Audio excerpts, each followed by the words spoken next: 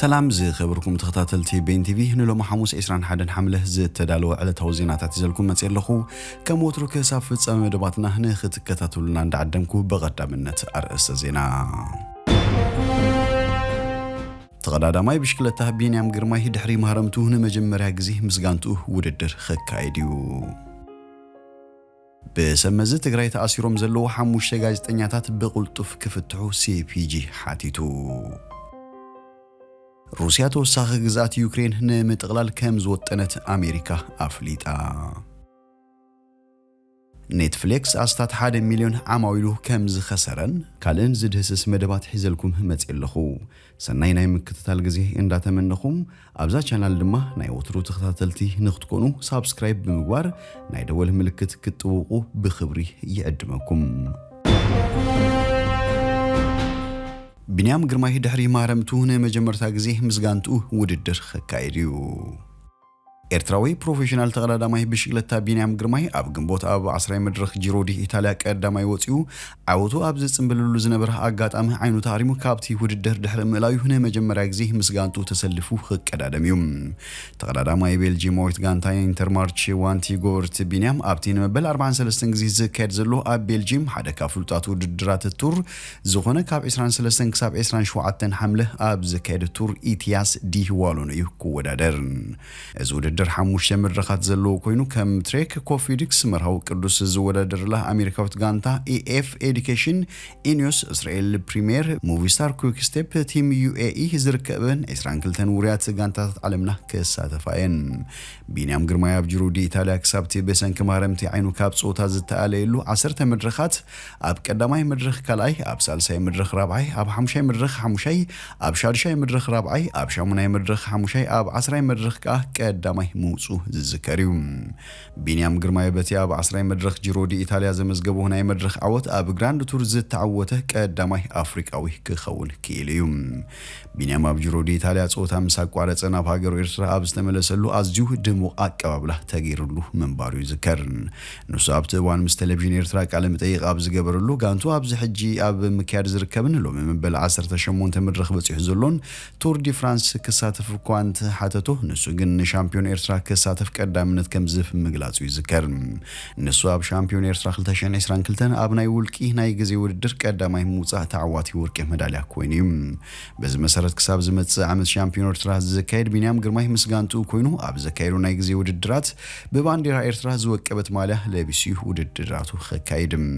ኣብ ናይ ጽርግያ ውድድር ነቶም ጾታ ኣብ ምፍላሙ ዝሃደሙን ንልዕሊ 100 ኪሎ ሜትር በይኖም ዝዝውሩን መርሃው ቅዱስና ተለል ተስፋጽን ንምርካብ ነታ ብዙሓት ተጻውት حائف هذا نبرت كاليت وجله بزح جزيك سحبان حياة ودار درنتن كرن كيليوم أنت خنوت صوتها خزازة ما استاد 3 كيلومتر مسترفو صوتها مقراصو يتذكر صوتها خابعوت مرهو قدوس كم زتزازمه ايرسان اذا بلجيم كابعلت 23 كساب 27 حمله زكير تور ايتياس ديوالونه 9,694 كيلومتر زشفن حموشته مدرخات زلو حيار وددريم كابلولوكس ناب تشابلز هالومويت زكاير مزازم حموشه مدرخ اتزنوح مدرخ كوينو 214 كيلومتر زشفن مخانو تفليتلهم كابتوم ابز وددر زساتفو اب 22 غانتات زتعافو 154 تقدامتي بنيام غرماي زركبوم 43 تقدامتي ادميهم تحتي 23 باز مسرت بنيام غانتو بمرح اب بجاماله ام مدب عبيتن مدب تحت 23 عامتن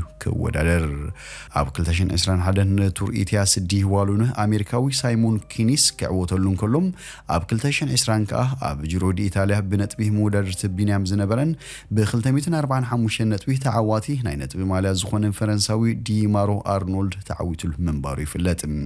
بلجيماوي فان افامارت اب عامه 2021 كمون اب عامه 2013 نزور الدركل تجزي بمعوات كبر وسن حيزو زلو تغدادامايم از تغداداماي ابز وددر حموش تجزي ناي مدرخ عوت بمخانون كبر وسن حيزو زلو تغدادامايم اب جالري كردات زور الدر مس انري اب 2021 ابز ودر زتعوته امريكا وسايمون كنيس اب تجزي ود 10 عامتن 77 معلتن بنبارو زناسه نزور الدر زتعوته لو تغداداماي تبايلوم اب 2006 زتعوته ايطالياوي فابريزيو غودي شو ودي 34 عامتن 106 معلتن بنبارو زعبيه نز ውድድር ዝተዓወተሉ ተቀዳዳማይ ዝብል ክብሪ ረኺቡ እዩ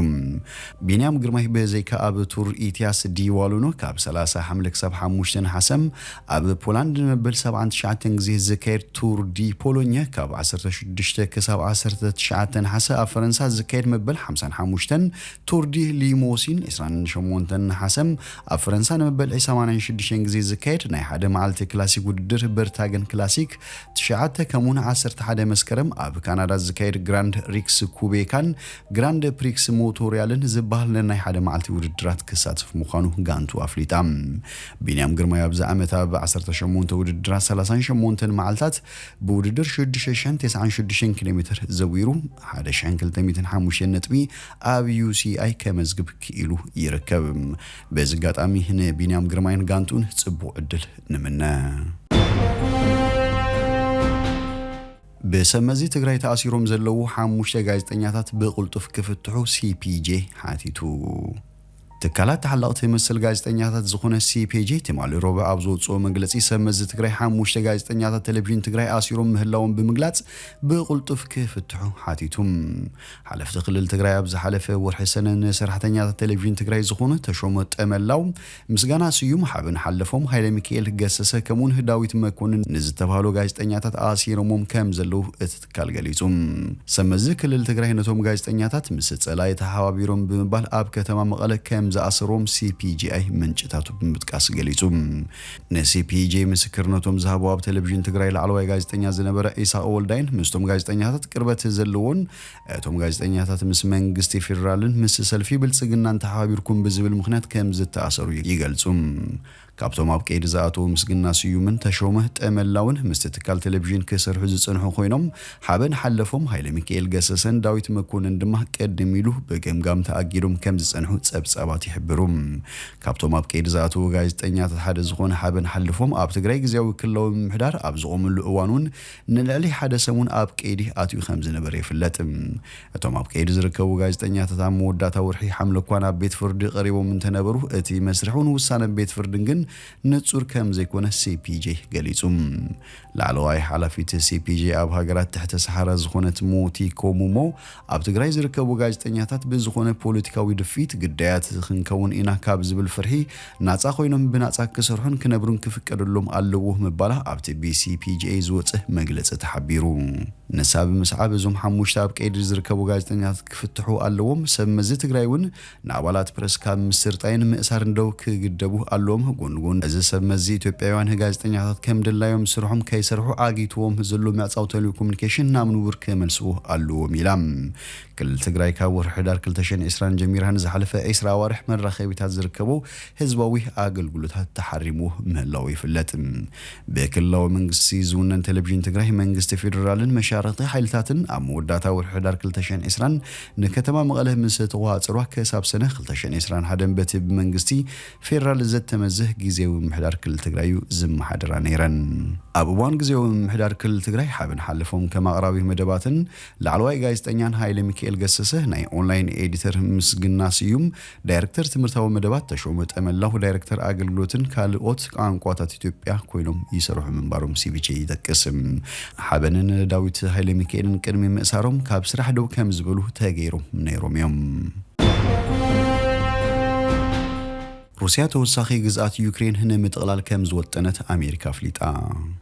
روسيا بخمتي هنا كرميها زوجبت أتلو تمساسالي ميله توسختي جزءات يوكرين كتحزق مدب كم زلوه أمريكا فليتام وهابك الهاجر ودحنة أمريكا جون كيربي هنا بيت صحفت كفل سلة أمريكا تغيسوم روسيا توسختي جزءات يوكرين محز زخ إلى مسيرة تصف الله قبل تزاريبهم توهابك على روسيا بحيل استوات صروت وطاتنا هنا بجزءات نمتاو كسب مسكرم أبزلو سماوي حزبه وسنه رفرندم كتكايد كم ادخل حبيروم روسيا بكلتشن 10 4 بزحت حقاوي ايكونن تبايلو بزنقف حزبه وسنه كريميا اب تحت جزاتا اتياتا تركب ات امريكا وهابقال حزب امريكا تلك نجر كنغرو ندلينا زخونه يخون سبزي تكبار ايكتاللنيو بريزيدنت فلاديمير بوتين نتي اب كلتشن 10 4 زتقملو سلتي اندغنا يدغمو አሉ ክብል ንጋዜጠኛታት ተሓቢሩም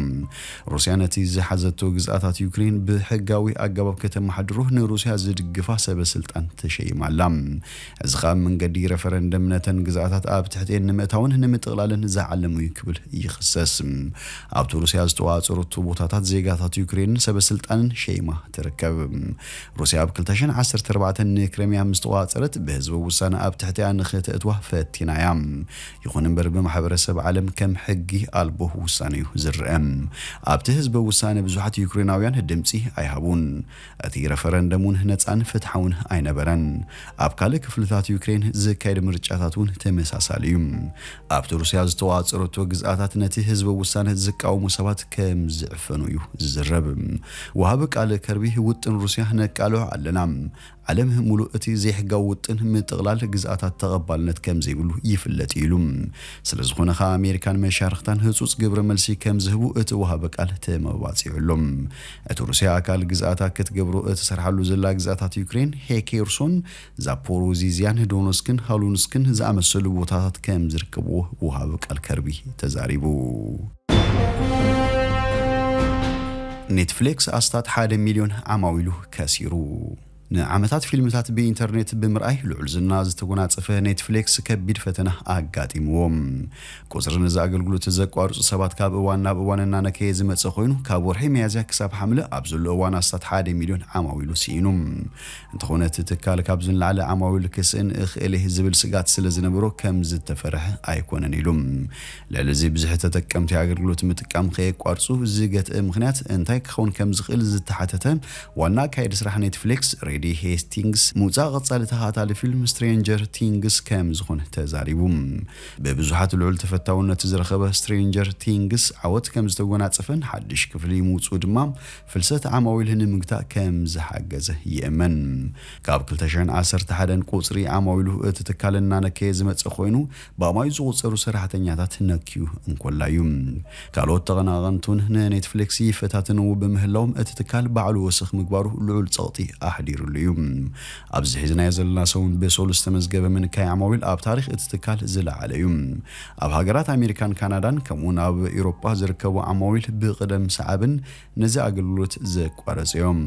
ዋና ዳይሬክተር ኣምፒር ኣናሊሲስ ጋይ ቢሰን ኔትፍሊክስ ኣብ ዕዳጋ ዘለዎ ብጽሕቲ ምስኣኑ ዘይተርፍ ይብል ኣብ ታዕውዲ ፈላሚ ክትኸውን እንከላ ብሓደ ኣንፈት ጥራይ ኢኻ ክትከይድ ዘለካም ብፍላይ ብዙሓት ተወዳደርቲ ኣብ ዝመጽሉ ኣብ ዝሓለፈ 2 ዓመታት እዚዩ ተፈጢሩ ትብል ኣብ ዙርያ ዓለም ንዘለዉ ሰባት መዘናግዒ ብሓድሽ መልክዕ ብምርኣይ ለውጢ ዘምጽእ ኔትፍሊክስ ንዓመታት ዘይግታ ኣብ ዝመስል ዕቤት ዝነበረ ክኸውን እንከሎ ሕጂ ግን እቲ ዝነበረ ኩነታት ተቐይሩ እዩ ብፍላይ ድማ ለበዳ ኮሮና ቫይረስ ካብ ዝኽሰት 2020 ነጆ ኔትፍሊክስ ብብርኪ ዓለም ዘለዉ ልዑልነት ኣጠናኺሩ ነይሩ እዩ ብዙሓት ሰባት ኣብ ገዞም ጥራይ ኣብ ዝተወሰኑሉን ካልኦት ኣማራጭታት ኣብ ዝጠፈሉን ከም ሉኩስ ጌምን ዘክራውንን ዝበሃሉ ዘይርስዑ ፊልምታት ኣቕሪቡ እዩ ዝኸበርኩም ተኸታተልቲ ቤን ቲቪ ንሎሚ ዝብልናዮ መሰናዶና ኣብዚ ወዲእና ኣለና መሳና ስለ ጽናሕኩም ብልቢ ነመስግን በብዘለኹሞ ሰላም